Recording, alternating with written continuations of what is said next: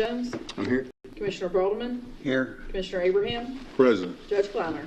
Here. Mr. Barman, offer a prayer.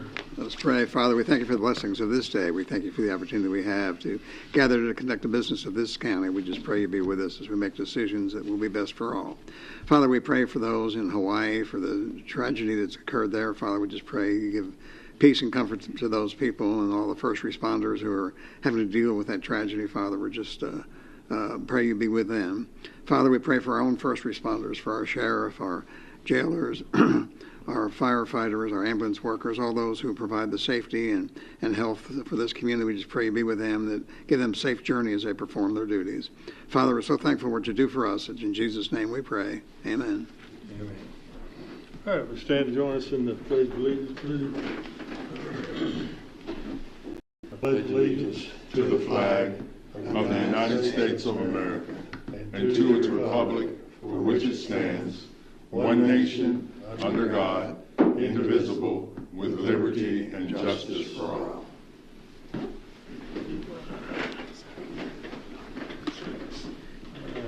First up is to approve the consent agenda. It is ordered to approve the consent agenda for the August 14th, 2023 McCracken County Fiscal Court. So moved. Second. Any discussion? All in favor, aye. Aye. Aye. Opposed, no. And that carries. It is ordered that the necessary cash transfers in the amount of $420,000 be made in order to pay county bills and payroll approved August 14th, 2023. So moved. Second. Any discussion? All in favor, aye. Aye. Aye. Opposed, no. That carries. Accounts payable. It is ordered to approve the voucher claims register from July 24th, 2023 to August 14th, 2023 to show county bills in the amount of $815,695.58 were paid. So moved. Second. Discussion? All in favor, aye. Aye. Opposed, no. That carries. All right, under discussion, we've got the beautification board, some folks here. These are our Christmas ladies that feed us cookies and provide good cheer while they feed us cookies and decorate the foyer. Yeah. Will be misinterpreted. But Yes, one of our favorite projects of the year, actually. Good. And last year was kind of the first time back since COVID times, and we actually were able to have the kids come and sing again, and their parents, of course, always like to show up to listen to their children, and so we had a big crowd, and it was great to have a semblance of normalcy again. So that is one of our big projects. I'm Karen Smith. I'm the president this year of the beautification board, and this is Paula Cassabry. She's our treasurer. And so yes, decorating the courthouse for Christmas is a lot of fun for us. We come and decorate on a Saturday usually, and then have the tree lighting, and then we get to come back and take it all down, and it's all just a big occasion. Yeah. But we do have other projects that we do throughout the year. Twice a year, we give away trees to anyone that comes to our event. This year we had our first tree giveaway the opening day of the farmers market. So we had a booth at the farmers market, and we gave away 300 dogwood trees. So expect to see in future years a lot of new blooming dogwoods around. And then we give away trees in the fall. We're getting ready to order.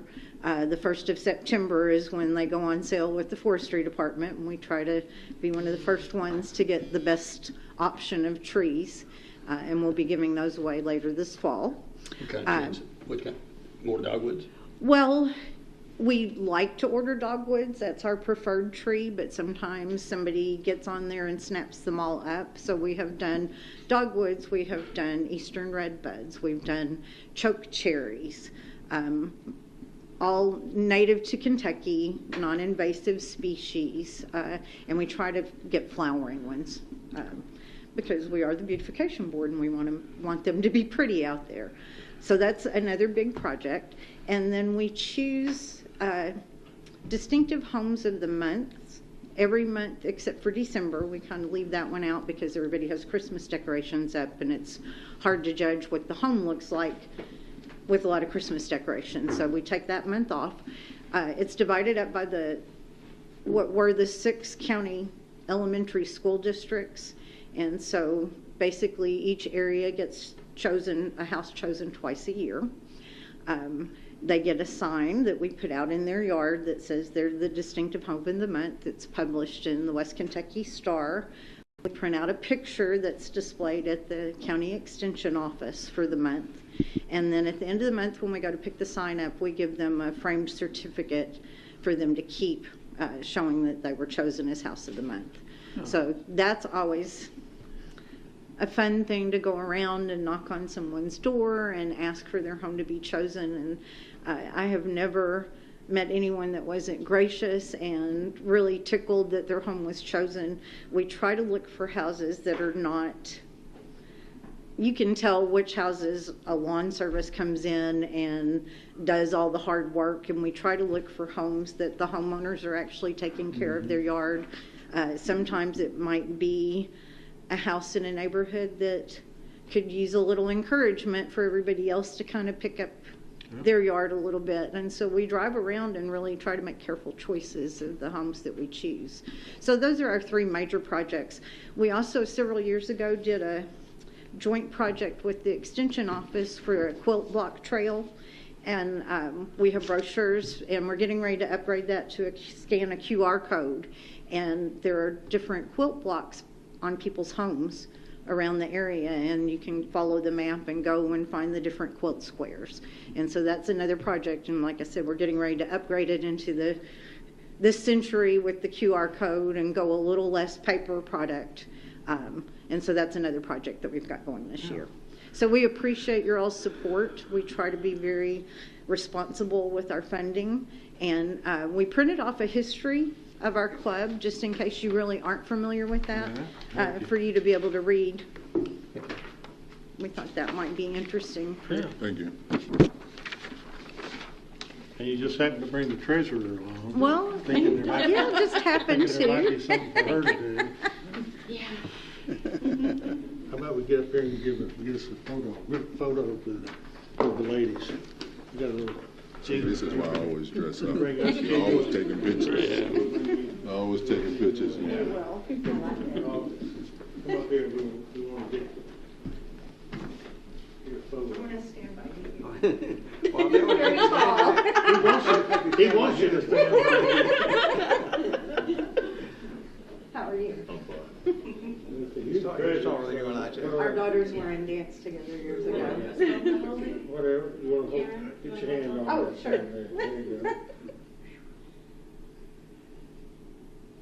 All right. Thank you. All right. Thank you. Thank you. All right. Thank you very Thank much. you for all you do. Appreciate Thank your y'all. support. Thanks for all you do. Look forward to y'all coming. Thank you so much.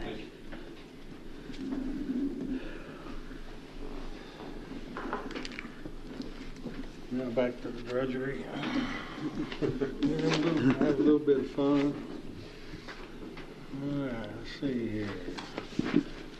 And then project updates. We got Steve Irvin. This will be fun too. Good evening. Good evening. Yeah. I think everybody has a Got a blue big packet. folder. Yeah.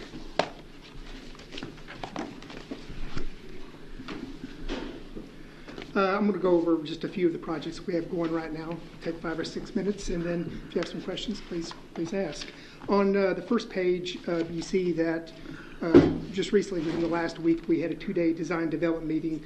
The design development is now complete. Now we're getting into construction documents. That process takes approximately 3.5 months, and then immediately after that, we'll get into the bidding cycle. On page 2, on the top of the page, you can see some precedent images of the entry drive gateway. As we move through the design development process, all materials have been selected now. Below that, you see some design images of the grandstand area. And I included that picture because you start to see some of the elements. For instance, the decisions that are starting to be made within the grandstand area, we want it to pop and show out more so than any other part of the park. So you start to see the backstops are being made of brick instead of a concrete block or something like that. So this bridge doesn't exist, right? No, and that's just a precedent image of what it could look like. Once on that picture right there, though, you do see the 4-rail horse fence, maybe trying to incorporate what we're starting to do in other parks. That's cool. Along the main entry drive through the park. Really cool. Commissioner Jones likes fences. I So do it's, like yeah. Good horse fences. Page 3, I've included these images.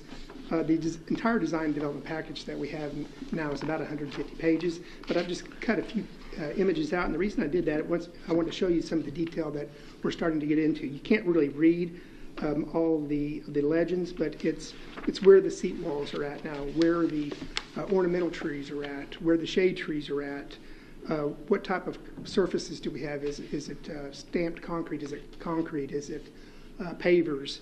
All those details have been gone through over the last several months.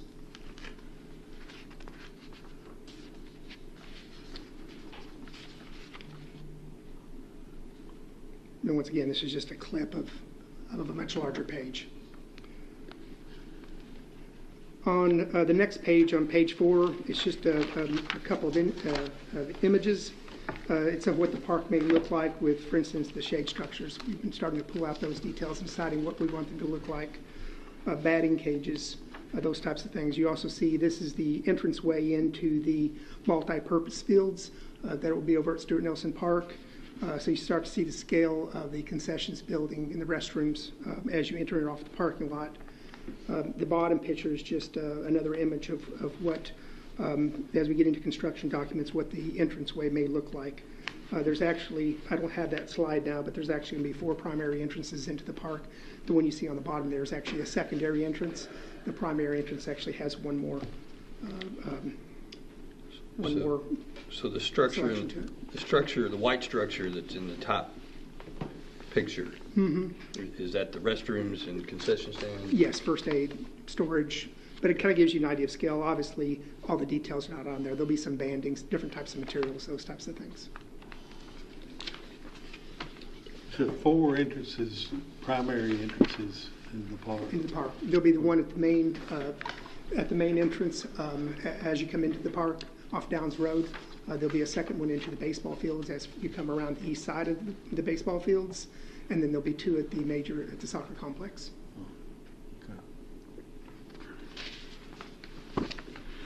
On page 5, I wanted to include these. The top picture depicts one of the 5 multi-purpose fields. Each field will have 2 baseball fields, softball fields, as well as soccer and other field sports striping. I included that because I wanted to give you an idea of the scale of this. The length of that field you see right there is 500 feet. You see, for instance, a full-size football field inside of that of 100 feet. So it gives you an idea. That's one of 5 that we're going to have out there. So there'll be also the possibility in this area of 10 baseball games. And then at the baseball portion of it, there could have 10 more there. So you could have 20 baseball fields in the complex. And I have not done a complete count of soccer. Depending upon the age group, there's a number of soccer fields here also. Are you still looking at a lot of artificial turf? Yes, all artificial turf. All artificial? Yes, sir. So what's the size of the field again? It's 500 feet from corner to corner, and you see the full-size football field or whatever inside there. I see. For soccer. I got you. Okay, I got it. The championship fields on the bottom, that's a full-size baseball field. What is it to the corner? Is it 3 to the corners? Championship field. 375. It's a full-size baseball field, but once again, it'll be, as with all the fields, you'll have the flexibility to do multiple soccer, 1 large soccer, 2 baseball, or 1 championship baseball game. That's the one that will be located near the grandstand. Right in front of the grandstand, and our consultants spent a lot of time also locating that field because of the view sheds from the actual grandstands. In other words, looking because of the area that is enclosed right now sticks out, but also the batting cages, the view sheds at angles to make sure you look over the batting cages. All that was taken into consideration during design development. So in this bottom picture, where's the grandstand? The grandstand would be at the bottom of it.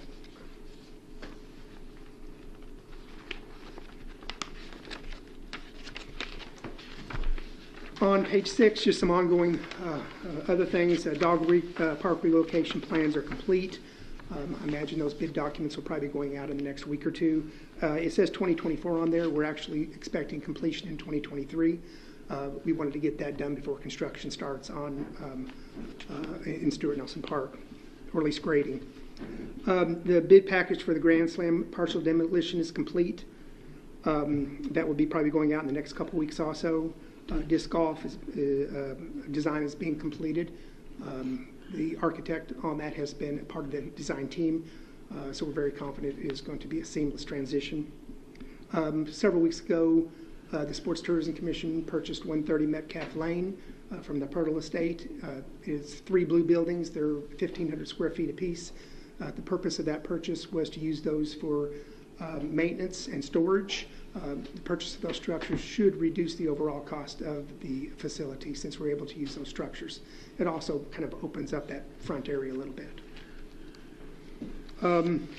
Programming of all the buildings is complete at this point.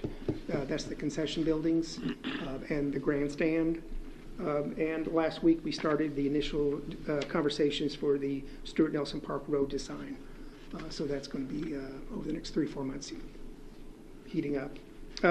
As I mentioned earlier, we're done with 100% design development. We're getting into the construction documents, which is about 3.5 to 4 months.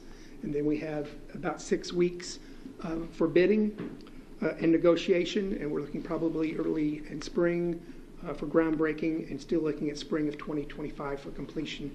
And that has been our goal for some time.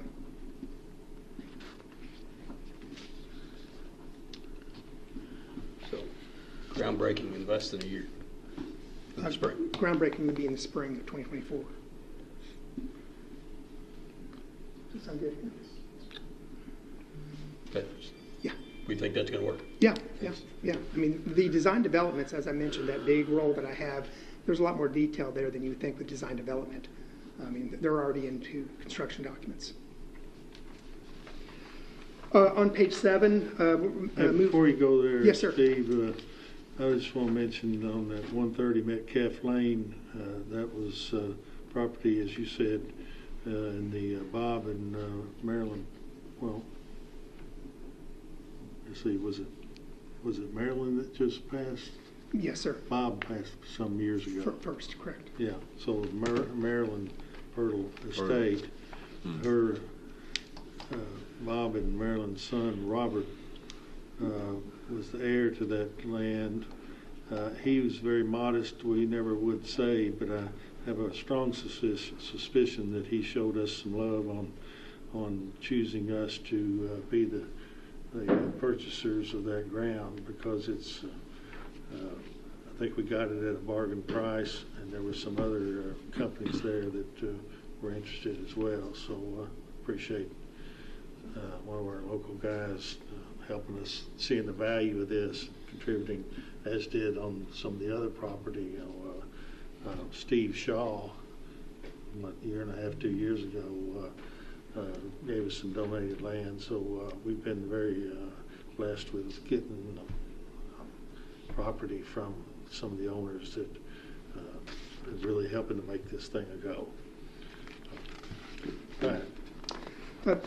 The last thing on the sports complex is that per the interlocal agreement, the bid documents before they go out, they'll come to the Fiscal Court, the Sports Tourism Commission, and the City Commission for your all review. On page 7, the Carson Park Master Plan, Bacon Farm of Workman continues with stakeholder engagement. That will continue through September. Actually, the structural inspections will actually start tomorrow. So we're a little bit ahead of schedule on that, and that will go through the rest of this week. They'll be going to every building and doing a structural assessment of them. Let me comment on that if I could. I was really encouraged by the meeting with the designers on that they're really thinking outside the box for changes that we can make there by keeping the integrity of it needs to have some horse presence, but making changes that will really make it consumer friendly for the residents of Paducah and McCracken County, and really a regional facility of some kind. I was really encouraged by what was, there's no, I think a lot could happen there. And I really appreciated them thinking outside the box on things that could happen in that park. And I really think that in 3 or 4 years, hopefully we really have a good modern park there that really will complement and be maybe even part of the sports complex in some way, or maybe even convention center in some way. I just think there was a lot of good discussion on that, so I appreciate all the work being done for that. We've had a number of meetings and gotten a lot of good input at this point. At the bottom, page 7, what you see there is it has pickleball players playing pickleball. That was finished in June, so that part is open, but that's really not the end of Heath Park in our planning. On page 8, you can see some of the proposed Heath Park projects in this fall and also next spring. The first is about 10 weeks ago, we did order 4 10-foot benches and cabanas. You see a picture on the upper right-hand side. Those should be in within the next 2 weeks. We'll be installing those as part of the construction of the pickleball courts. We also had concrete footers put in for these, so those should go in pretty quickly. New lighting, we actually have a bid document out right now. It's due August 23rd, and that's to take the existing 50-foot light poles that are out of Bluegrass down and move 6 of them to Heath to install new lighting.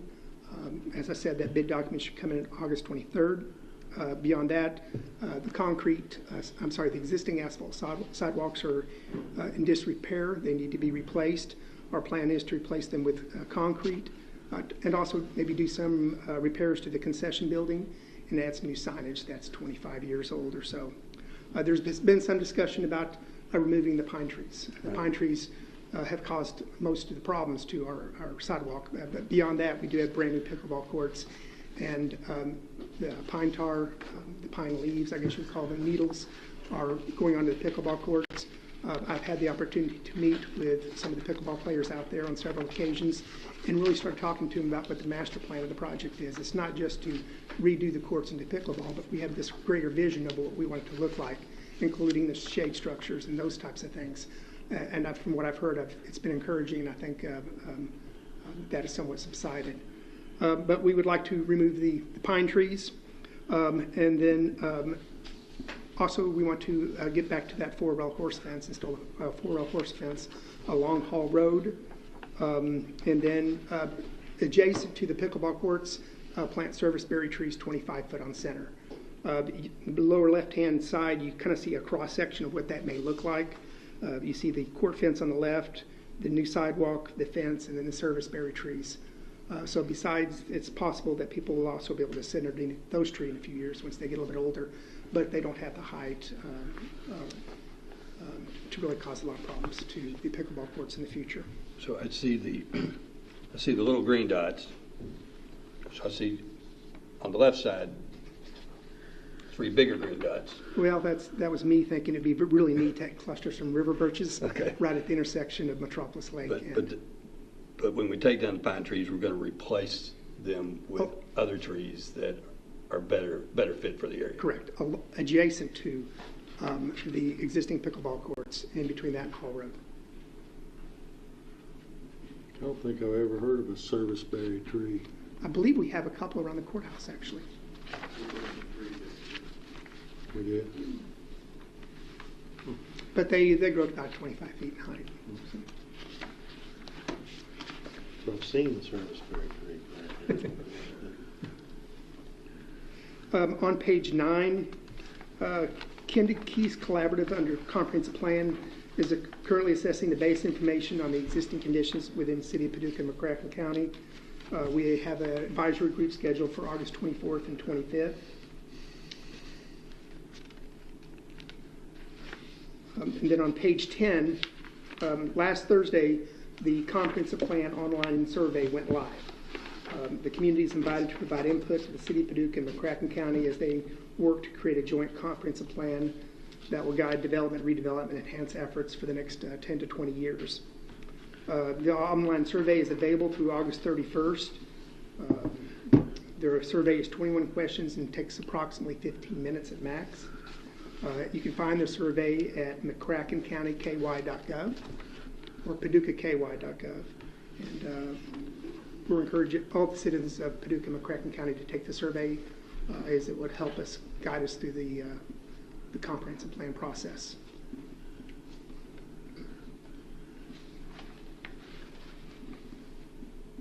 At the bottom of page 10, the Land and Water Grant. It was signed in June with the state of Kentucky. The deed restriction has been forwarded to the state. Two projects are planned for the fall. The first is a paving gravel drive lane and the parking area off of County Park Road. The second project is the construction of a 4-rail horse fence along Leger Lane and a 3-rail horse fence adjacent to the air park to separate spectators from the flying area. And if you all have been to the air park, you know how bad of a condition that fence is in.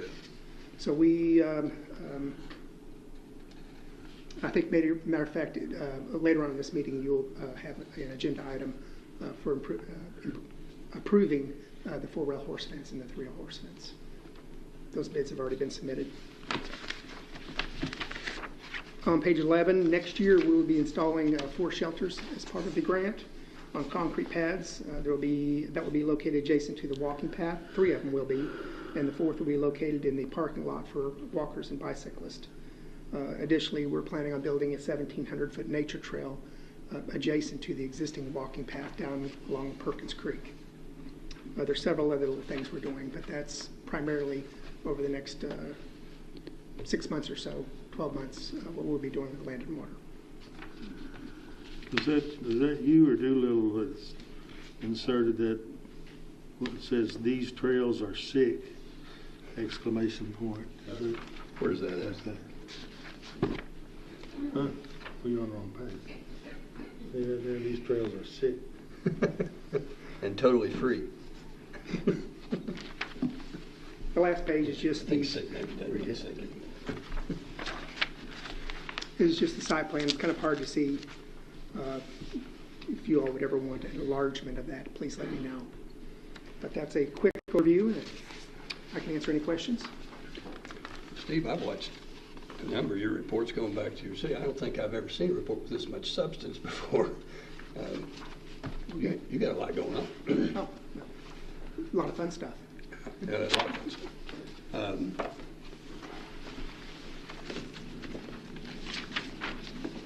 Yeah, great stuff. Glad we got you. You know, so we're going to reuse those light poles from Bluegrass Downs, taking them out and reuse them at Heath. And then we'll have, I don't know, what we have. I think we have 18 or 19 of them. We'll be using 6, so we'll still have a stockpile. Yeah, so we'll have a dozen or so that we'll use on some other part. Those are nice poles, 50-foot aluminum. Correct. Are they aluminum? Brushed, yeah. Yeah, read them, both of them. Yep. So we have 12. I believe so, after we use these. This is either 18 or 19. Do you remember, Steve? What? How many poles we counted at one time? Was there 18 or 19? Yeah, 18 or 19. Yeah. Very good. Thank you. All right, thanks, Steve. Good job. You know what's really cool about all this? 4 years ago. Yeah, that'd be nice, but We couldn't mow the grass 4 years ago. yeah. True. All right, let's see. Somebody's going to update us on House Bill 9. Yeah, we wanted to talk about House Bill 9. Some of us went to a meeting a couple of weeks ago in Murray. House Bill 9 is a program that's established by the state where the state will pay the local share of matching grants for some energy grants. There's, I think, 42 counties approximately in the state that qualify for a special federal grant program that was established. And there's a lot of money available in that, but a lot of communities can't take advantage of those grants because they can't afford the matching funds. The state is expected to put at the session next year a couple $100 million in to match federal money, several $1 billion that will be available to these 42 counties. And fortunately, we're one of those counties, and any project in the county, the entire county qualifies for it. There was some question, I think, early on of whether or not it had to be broken up by census districts within a county, but the entire county is available for those grants. So I think there's a lot of opportunities for that. And again, the legislature is going to deal with that in January when they meet for their regular session. There have been a lot of state meetings about it. The state is still kind of gearing up to figure out exactly how it's going to work. I'm not sure that they've figured it all out yet, but I think those are going to be a couple sessions at the governor's conference this week at which it'll be updated, but even then I don't think they have it all together yet.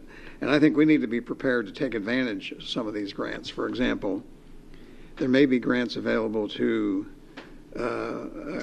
help the community to replace air conditioning units on the convention center for energy efficiency. And maybe we could work with the city and the convention center to come up with some proposals to do that. There may be grant money available to pay for the riverport that they want to put in at the Three Rivers at the Triple Rail site. There may be some grant money available for that. Just a lot of opportunities that I think we need to really be on the front line to identify what the opportunities are.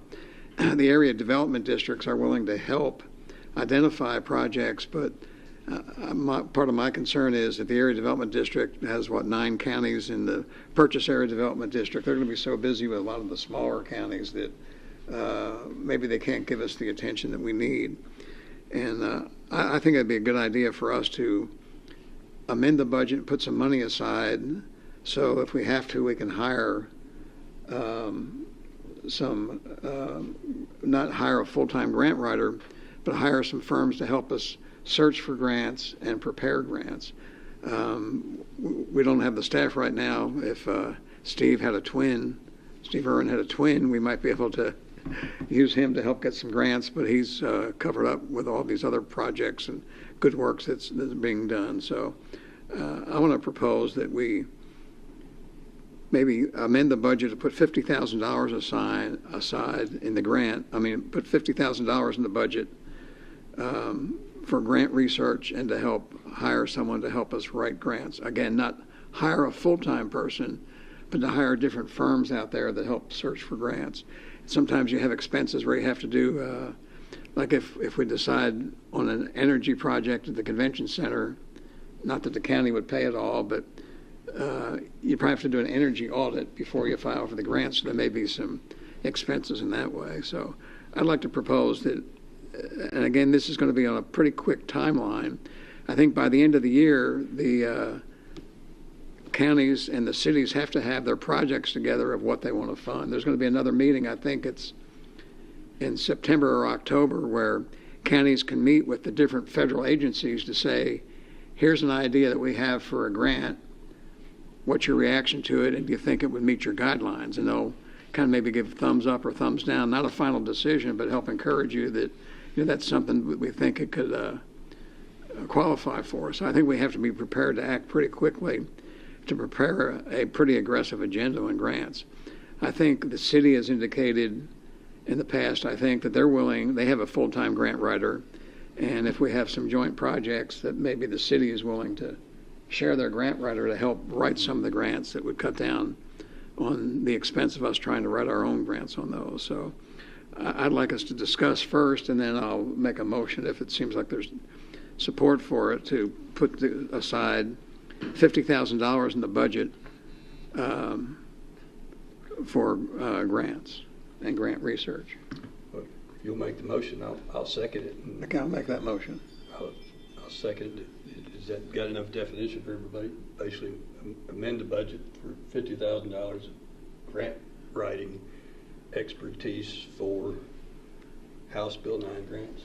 Well, I think it ought to be beyond House Bill 9 grants, too. I think we ought to be prepared because we're talking about trying to do something to help the Columbia Theater. There could be other kinds of grants that are not part of House Bill 9, but there may be others that if we have a firm that does some research, you could say, here's a historic grant that we can use to fund at least some of the work on the Columbia Theater. I think it ought to be for all grants and not just, we want to focus mainly on House Bill 9 and the matching grants that the state's going to do, but I think we ought to keep it open for any grants that are available. I'll second the motion.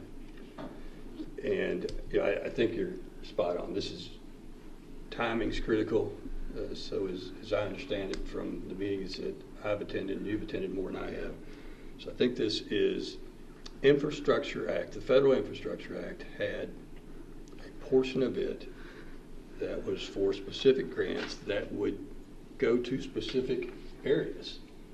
that have been hit by the energy restructure. Right. And we are one of 41 or 42 counties out of 120 in the state that have a statutory preference of, I think, 6 in this ranking, which is pretty high. I think nationally there's about, what they say, 30 to 35 areas Yeah.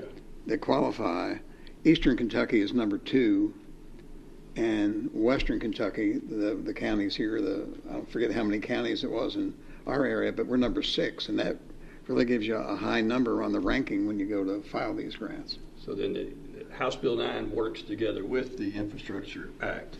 So that what the state is saying through House Bill 9 is if you guys, local government, can come up with a grant that you can get from the federal government, which are all mostly matching grants, we will fund through House Bill 9 and whatever comes after it, the match.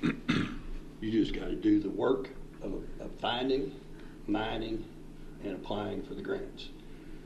And so I think we're about to start a big race among all the counties in the nation and in the state for finding these grants. And I think it makes sense for us to probably not rely upon PAD, probably not rely upon the city, but have our own expert advising us that this grant fits this county need. Let's get it done. Right. So I'm for it.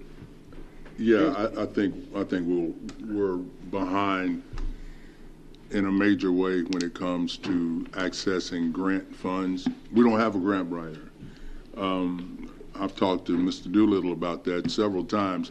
So if we're talking about putting $50,000 aside to hire a firm, well, how much is that going to cost? These guys, they don't do that pro bono. So moving forward, I think it's those grant dollars are extremely competitive, like you guys laid out. I think it would be in the best interest of the fiscal court to hire a grant writer, a person that has the expertise to know what to look, to how to, those things are so meticulous. Your wording has to be just right. You got to, all of those things. And so if we want to position ourselves when these type of opportunities come along, we need to have someone on staff. That's what you do. That's what you're going after. Because, I mean, it is what it is at this point. But if you're going to go outside and talk to a firm, well, get in line. So I agree that we should have a grant writer, but I think that we should go all in and get a person that is qualified, that understands the landscape and how competitive those dollars are, and we need to have them in-house. There's billions of dollars that's out there, but if you don't know what you're doing, you're going to miss out on them. So I agree with the fact that, okay, we can put $50,000 aside, but I think we're doing ourselves a disservice by not having a grant writer in-house. That may be true, but we're certainly not behind on House Bill 9 because that money's not even available yet. It's just about to be available. Right. There's money, there is grant money available now that we can't access because we don't have anybody trying to access it. Well, I want to be very precise. There's no House Bill 9 money available now, but certainly there are all kinds of grants available. Well, I don't know if they're all kinds. I don't know that we've done a bad job applying grants, but certainly nationwide, you read about grants all the time. But I don't think we could, in the next 90 days, find a person with the expertise of being able to look for the type of grants that this House Bill 9 and infrastructure will get. And frankly, I believe these grants will be awarded and they'll start handing them out within 9 months. Okay. I agree. We don't have time to hire a grant writer for this cycle. And we've had discussions, the fiscal court has had discussions for probably 20 years about hiring a grant writer. We had a grant writer at one time, I think, that we shared with the city that didn't work out too well. We don't do that anymore. There's firms in Paducah who have people, that's all they do is they research and write grants. And they're up to date more than anybody. They're well tuned in with the state. On House Bill 9, there's a fellow in Lexington named Bob Babbage whose consulting firm has helped to prepare House Bill 9 and all the elements of how it's going to work. This local, I know at least one. We have at least one local firm who has contracted with Bob Babbage to help do that, and he's the guru, the expert of this kind of stuff. So we don't have time to do that right now. If we hired a grant writer, it probably would cost us $75,000 or more on salary and benefits. Probably more than that to hire a qualified grant writer. And again, we're not going to be able to hire a grant writer. It'd probably take 3 or 4 months to hire a grant writer. Okay. And then to be competitive, to get somebody who already understands the landscape, it's going to cost us an awful lot of money. And I think it's a better investment to pick and choose and hire a local firm or a national firm or a state firm, whatever, to help prepare these grants. And I think we can renew that discussion of hiring a grant writer. Well, Commissioner, obviously, I'm not talking about hiring a grant writer now because, I mean, the window is closing already. I'm talking about moving forward in the best interest of what we're trying to do with the projects we got going on, with some of the other things we want to do here locally. Long term is what I'm talking about. So yeah, we can put the $50,000 in and call whoever and see what we can get. We'll see how we turn out on that. Sounds like we're basically saying the same thing. Steve Doolittle, if we just amend the budget and make this money available, is this something you have to do It seems like this is maybe one of those requests for services we don't have to bid. We can.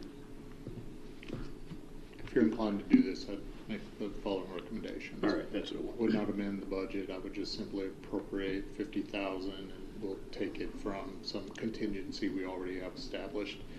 The reason for that is budget amendments are by ordinance, 2 readings, approval by state government, and then they're going to want us to show that we have $50,000 in excess revenue before they'll let us amend it into the budget. It's really hard to do at the beginning of the budget year. If we were in March or April, we could do that a little hard right now. So I would say, since we have contingencies set up, that we would just appropriate the money for that purpose, and Pam and I will take it from there. Sounds like a good idea. So we don't really need to do an amendment. We can just have the money out of the contingent. That's fine. Just as long as we have that in the front of our mind that we want to have that money available when the opportunity arises. Pam, do you agree with that approach? Okay, so you want to amend your motion to amend the budget to just appropriate $50,000 from the budget for grant writer? Yeah, that's fine. Yeah. Contract. Yeah, amended. We appropriate. How do you want what do we need to do? Do we need to do nothing? What do we need to do? Consulting, consulting services, isn't that what you want it to be called? Well, for that, it would be, from a procurement standpoint, it'd be professional services, and it's not bid anyway, and we're already covered by state law and administrative code on that. So, So that was. I'm not so sure that even requires a motion, right? Yeah. Do we need? We don't need to do anything then, right? Is that right? I think what we'll do is, you'll see it in a future budget transfer into a line item, and when we get to the point where we're going to hire someone, we'll just take care of it in one transaction. Okay. So I'll withdraw my motion. All right. Okay. But we're all for it. We're all for the bottom line. Again, I think there's a lot of opportunities out there. I mean, I had a discussion with one person who does grants who says we probably don't have time, but there could be money available even for the sports complex in the Inflation Reduction Act, because inflation was probably going to cause that project to increase in costs. So there could be some grant money available to help cover some of the inflationary costs. I don't know down in the weeds whether that's going to be available or not, but I had one discussion with somebody who thought that might be a possibility on things like that. So I think there's a lot of opportunities out there. Thank you.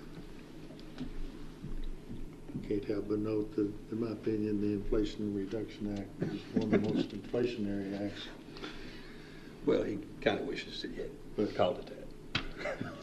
But, Good, thank you. still. All right. Did you want to say something about the roof? Yeah, today they had a meeting. The bids are on the street for the replacement of the roof on the convention center, the long-awaited roof on the convention center. They had a meeting today, a contractors meeting. There were 6 or 7, I think 6 contractors showed up.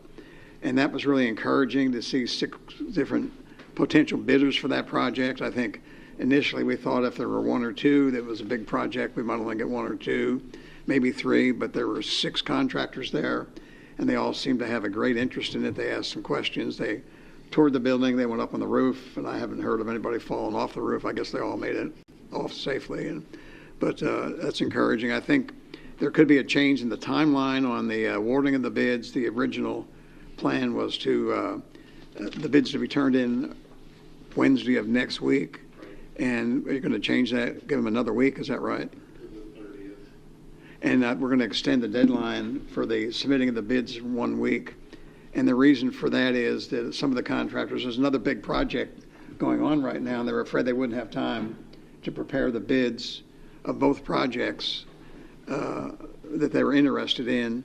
And for some of the complexities of this project, to get the quotes they need from their suppliers, they needed a little bit more time. So it's probably going to require a special meeting of the fiscal court at some point to approve the bids so that we can get it work started in probably by mid-September. Am I right, Steve? Yeah.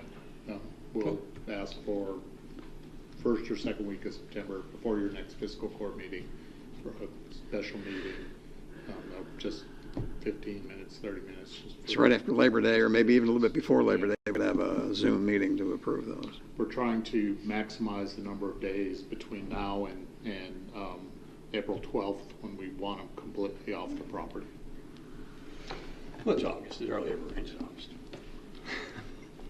Except 2023. Thank you. All right. Thank you. All right.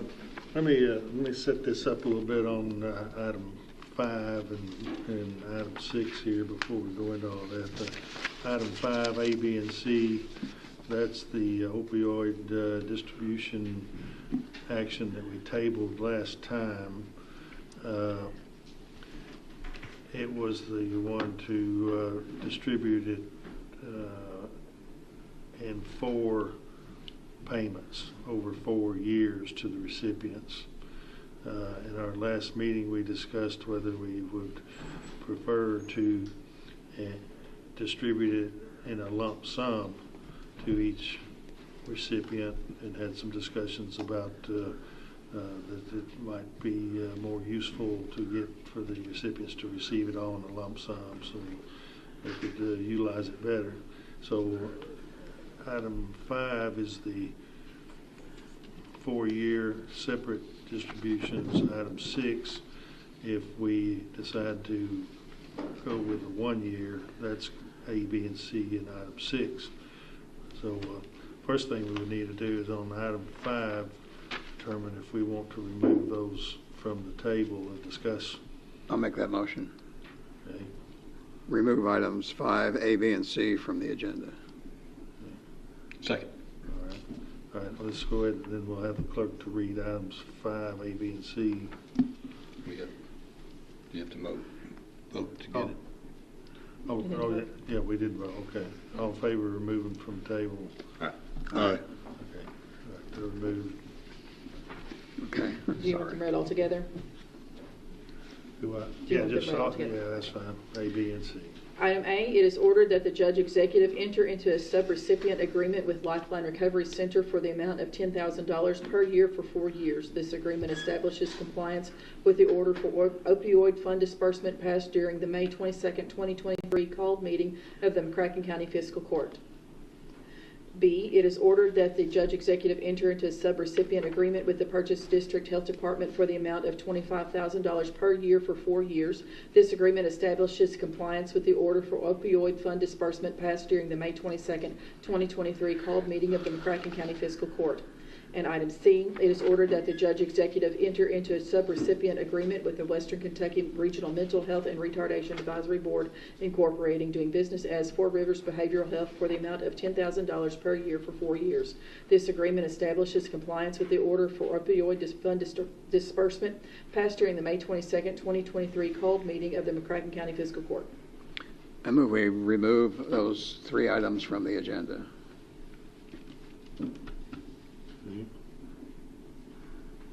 Second on that.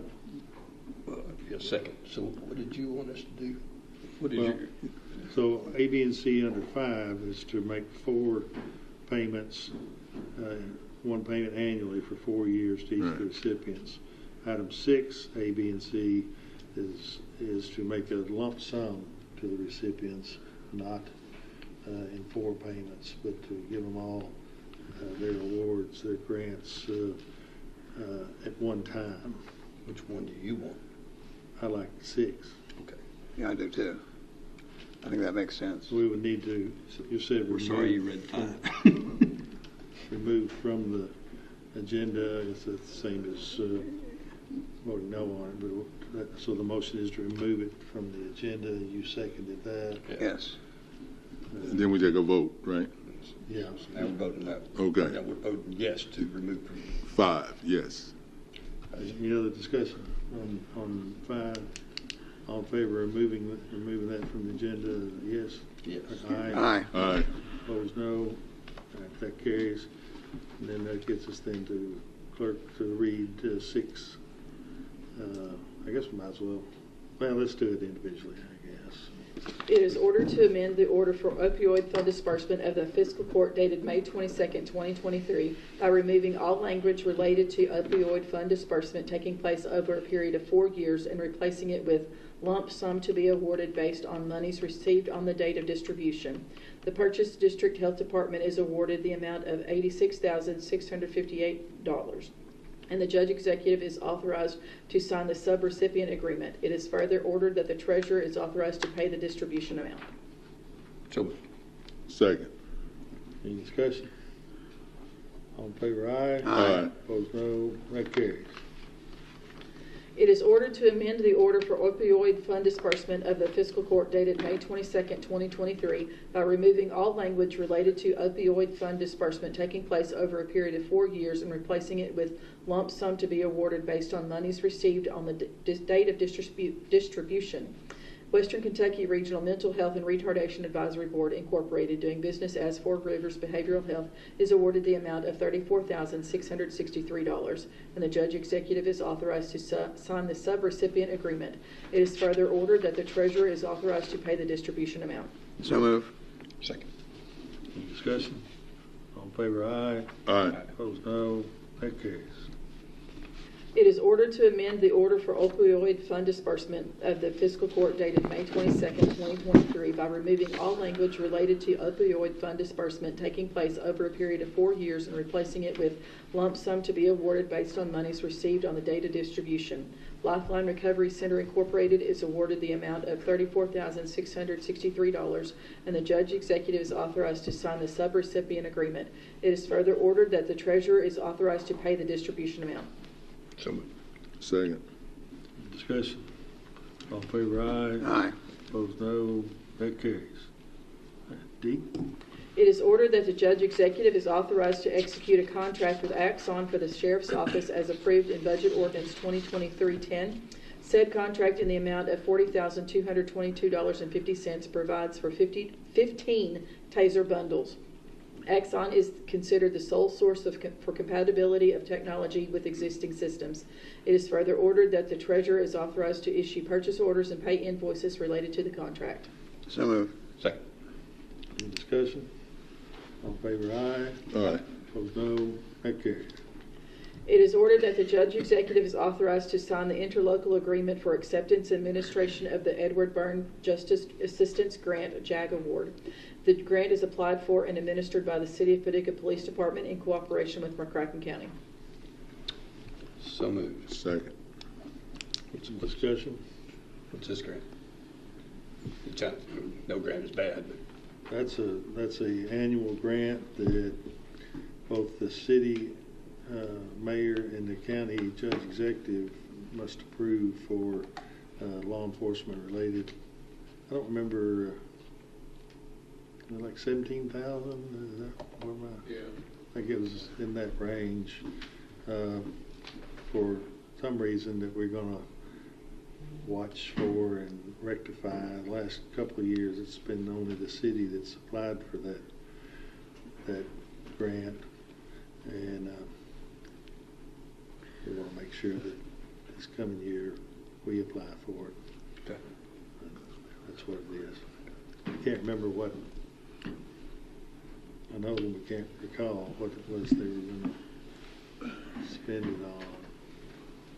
Was it vests, maybe? No, not this year. It's going to be speeding equipment. Speeding equipment. Yeah. That teaches how. Speed monitor. Speed monitor. Yeah, that sounds right. Okay. Let's see. All in favor, aye. Aye. Aye. No, that carries. It is ordered that the judge executive is authorized to sign the service agreement with GPEDC to pay the amount of $250,000 to GPEDC for fiscal year 2023-2024. So, Second. Discussion. That's made quarterly payments, right? Yeah. Thank you. Any other discussion? okay, all the terms of it are the same as they've always been. Okay. Well, always the same as they've been the last 3 years. Okay. All in favor, aye. Aye. Aye. No, that carries. It is ordered that the judge executive is authorized to sign the service agreement with Sprocket to pay the amount of $176,500 to Sprocket for fiscal year 2023-2024. So moved. Second. Discussion. All in favor, aye. Aye. Opposed, no. That carries. It is ordered that the judge executive is authorized to sign the service agreement with Barkley Regional Airport to pay the amount of $120,000 to Barkley Regional Airport for fiscal year 2023-2024. So moved. Second. Any discussion? Commissioner Jones, does that include all the elements you were concerned about? Yeah, it has the Okay. disclosure agreement, and Okay. this is the same amount as the city. Okay. All in favor, aye. Aye. Opposed, no. That carries. It is ordered that the judge executive declare as surplus 34 taser units that have been used by the McCracken County Sheriff's Office. So moved. Second. Any discussion? What we gonna do with those, Sheriff? We got a buyer for them, or are they? Yeah, there's a company that purchases them, so of course that money will go to their fiscal fund. They refurbish them or something, or they They just go refurbish play? them and supply them to, my understanding is, not law enforcement agencies here, but private companies or military. Okay. We need to hold on to one for you. Fiscal court. I'll put it. I don't want you to have one of those. Yeah, it'd have to be over here. We would be very Yeah, responsible. they could handle it. I don't crack a taser. All I right. got it. Did we vote on that? No, sir. All in favor, aye. Aye. Opposed, no. That carries. It is ordered to approve the July transient room tax in the amount of $443,646.71 to be dispersed as follows. Paducah CVB, $131,436.35. Convention Center, $88,547. Sports Tourism Commission, $134,199.12. Escrow Fund, $89,464.24. So moved. Second. Any discussion? All in favor, aye. Aye. Opposed, no. That carries. It is ordered to pay the invoice dated May 25th, 2023 to PFGW for the Sports Complex project in the amount of $116,934.25. This is pursuant to the interlocal cooperation agreement dated September 7th, 2022 between City of Paducah, Kentucky, the County of McCracken County, Kentucky, and the Sports Tourism Commission. As per the interlocal agreement, the City of Paducah pays half of the invoice to McCracken County. Further, the treasurer is authorized to transfer $58,467.13 from the general fund to the Sports Complex Project Fund. So moved. Second. Discussion. All in favor, aye. Aye. Opposed, no. That carries. It is ordered to pay the invoice dated May 25th, 2023 to BFW for the Sports Complex Project in the amount of $2,660.40. This is pursuant to the interlocal cooperation agreement dated September 7th, 2022 between City of Paducah, Kentucky, the County of McCracken County, Kentucky, and the Sports Tourism Commission. As per the interlocal agreement, the City of Paducah pays half of the invoice to McCracken County. Further, the treasurer is authorized to transfer $1,330.20 from the general fund to the Sports Complex Project Fund. So moved. Second. Any discussion? All in favor, aye. Aye. Opposed, no. That carries. It is ordered to pay the invoice dated May 25th, 2023 to 5H Technologies for the Sports Complex Project in the amount of $2,569.92. This is pursuant to the interlocal cooperation agreement dated September 7th, 2022 between City of Paducah, Kentucky, the County of McCracken County, Kentucky, and the Sports Tourism Commission. As per the interlocal agreement, the City of Paducah pays half of the invoice to McCracken County. Further, the treasurer is authorized to transfer $1,284.96 from the general fund to the Sports Complex Project Fund. So moved. Second. Any discussion? All in favor, aye. Aye. Opposed, no. That carries. It is ordered to pay the invoices listed below to Berkeley Regional Airport Authority for the new terminal expenses in the amount of $19,871.09.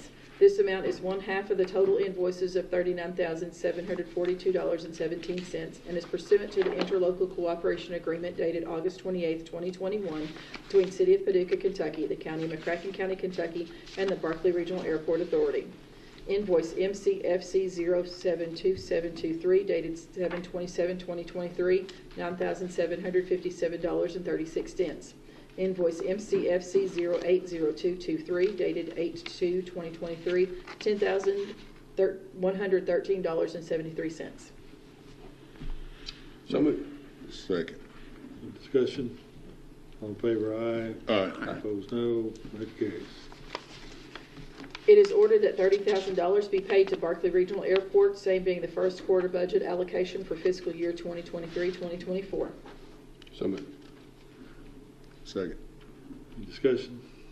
All in favor, aye. Aye. Aye. Opposed, no. That carries. It is ordered that the property at 231 McCracken Boulevard be jointly owned by McCracken County. 2301. 2301, I am so sorry. Sorry. The property at 2301 McCracken Boulevard be jointly owned by McCracken County, the City of Paducah, and GPED be sold for the purpose of economic development to New Gen Ventures, LLC, for the amount of $3 million. The proceeds of the sale are to be used to redeem, pay, and discharge the Kentucky Taxable General Obligation Bonds Series 2013A and 2013B on behalf of McCracken County and authorizing the Judge, Executive, and Treasurer to execute all documents related to the same. So moved. Second. Any discussion? This is going to reduce our debt. Yeah. Now that, it could be read to believe that that discharges completely our debt on both those bonds. It does on the A, 2013A, so we'll have some balance on the 2013B. Yes, we will. We want to leave it in the order, we'll still take it out. Yeah. Okay. Just wanted to make sure you understand that. All in favor, aye. Aye. Aye. Opposed, no. That carries. It is ordered that a bid opening was held on August 10th, 2023 for the Land and Water Conservation Grant McCracken County Park Fence Project. A single bid from M&M Fences and Gates LLC was received and taken under advisement. So moved. Second. Discussion. So is this the same company that did our Carson Park fence? Yes, Morris Fencing did Carson Park. He is retiring. The person that worked for Morris Fencing has established this company. I got you. And the person that is actually going to be doing those fences actually did the Carson Park fence. Got you. Okay. Cool. All in favor, aye. Aye. Aye. Opposed, no. That carries. It is ordered that the bid for the Land and Water Conservation Grant McCracken County Park Fence Project be awarded to M&M Fences and Gates, and that the judge executive is authorized to execute a contract with M&M Fences and Gates, LLC.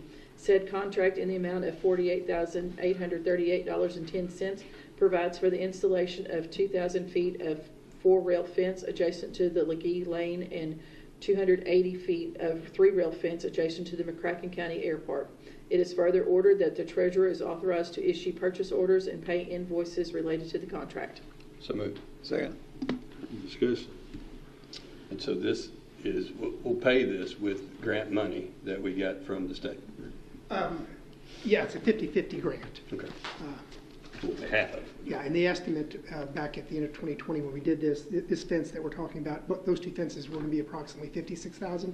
So the bid that we got actually came in what our estimate we thought. Cool. Thank you. All in favor, aye. Aye. Opposed, no. That carries. It is ordered to purchase a 2024 XL 4100 grade all from Southeastern Equipment Company for the road department through the state price contract at a cost of $544,055. So moved. Second. How long will it take to get that, Steve? It won't be tomorrow. Huh? The last I heard, they were talking 3 to 4 months. That's not bad. All in favor, aye. Aye. Opposed, no. That carries. It is ordered that Barry Wallace is appointed to the Concord Fire Department Board to serve the remainder of a term started by Becky Mize ending June 30th, 2024. So moved. Second. Discussion. All in favor, aye. Aye. Aye. No. That carries. It is ordered that Dennis Rouleau is appointed to the Purchase Area Development District Transportation Committee for a term ending June 30th, 2026. So move. Second. So that appointment is, since Richard Roof is no longer the director, and Dennis Rouleau is the director of the airport, we'll be putting Dennis on the board. Richard has reached the end of his term on there, but I do want to thank Richard for his, I meant to look and see, probably some 40 years maybe of service to that airport. Did a fine job for us, and appreciate all he did for us out there. All in favor, aye. Aye. Opposed, no. That carries. It is ordered that Arthur Boykin is reappointed to the Purchase Area Development District Board of Directors for a term ending June 30th, 2026. So moved. Second. Discussion. All in favor, aye. Aye. Opposed, no. That carries. It is hereby ordered that pursuant to KRS Chapter 67, the first reading of Ordinance 2023-14 shall be conducted in summary format as follows. McCracken County, Kentucky, McCracken County Fiscal Court, Ordinance Number 2023-14. An ordinance amending McCracken County Ordinance Number 2015-02 and 2022-04 by setting forth a current salary and classification table updated to codify credit for prior experience and additional pay to reflect cost of living adjustments and establishing anniversary dates for the purpose of computing step increases for new hires and promotions for certain employees in the McCracken County Sheriff's Office. Summary. The present ordinance revising Ordinance 2012-02 and 2022-04, setting forth a current salary and classification table, updates to further clarify the execution of the ordinance as it pertains to salary adjustments and increases for employees of the McCracken County Sheriff's Office.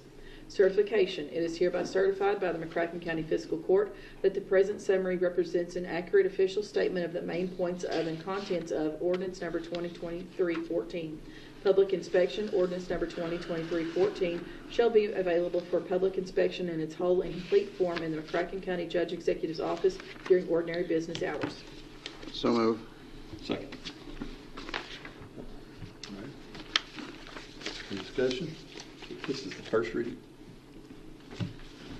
Yeah, I guess, is it?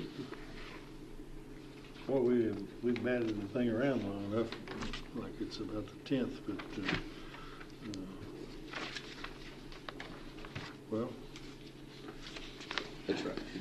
You didn't have that with you last time. yeah, it is the first reading. So all we need is a motion to approve it as the first reading. We'll come back to debate it then for the second reading. Mm-hmm. Yes. A motion to approve it as the first reading. So So move. Second. Second. All right. Any discussion on it being the first reading? Aye.